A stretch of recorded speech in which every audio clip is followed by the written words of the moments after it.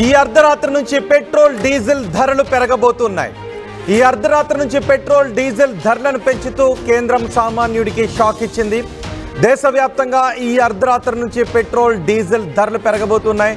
Petrol పై ₹2, diesel పై ₹2 excise డ్యూటీని పెంచుతూ కేంద్రం నిర్ణయం తీసుకుంది. లీటర్కు ₹2 పెంచుతూ కేంద్ర ప్రభుత్వం నిర్ణయం తీసుకుంది. Ministry of finance, revenue department దీని గురించిన నోటిఫికేషన్ను వెల్లడించింది.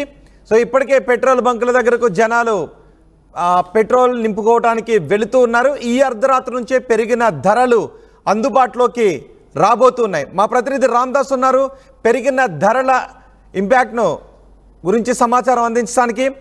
రామ్దాస్, పెరిగిన ధరల ప్రభావం ఏ విధంగా ఉండే అవకాశం ఉంటుంది? ఇది వాహనదారులకు నిజంగా చేదు వార్తే.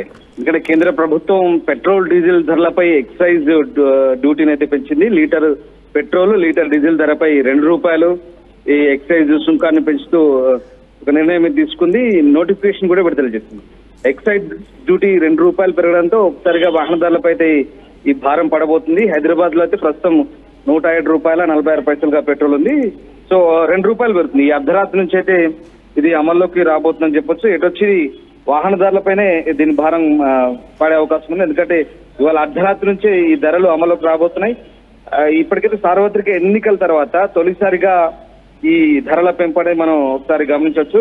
రోహిత్, మొత్తం మీద అయితే ఇటు అమెరికా, చైనా వాణిజ్య యుద్ధం, అలాగే ఆర్థిక మాంద్యం భయాలతో ఓపెక్ దేశాలు కూడా, అంటే ఆయిల్ ఏదైతే ఓపెక్ దేశాలు ముఖ్యంగా చమురు ఉత్పత్తి చేసే దేశాలు ఏవైతే ఉన్నాయో ఇవన్నీ కూడా ఉత్పత్తి పెంపు కారణంగా ముడి ధర, చమురు ధరల 3 సంవత్సరాల కనిష్టానికి కూడా ప్రస్తుతం చేరాయి. చాలా తక్కువకు చేరుకున్నాయి. దీంతో ఒక్కసారిగా ఇటు బ్రెంట్ అలాగే ఈ ధరలు కూడా పడిపోతున్నప్పటికీ భారతదేశంలో పెట్రోల్ డీజిల్ ధరలు అయితే ఒక రకంగా ప్రస్తుతానికి అయితే స్థిరంగా ఉన్నాయి. కానీ అంతర్జాతీయంగా ఆర్థిక భయాల నేపథ్యంలో క్రూడ్ ఆయిల్ ధరలు అయితే ఒక్కసారిగా భారీగా పతనమవుతున్నాయి. వారం వ్యవధిలోనే సుమారుగా దాదాపు $10 వరకు తగ్గింది.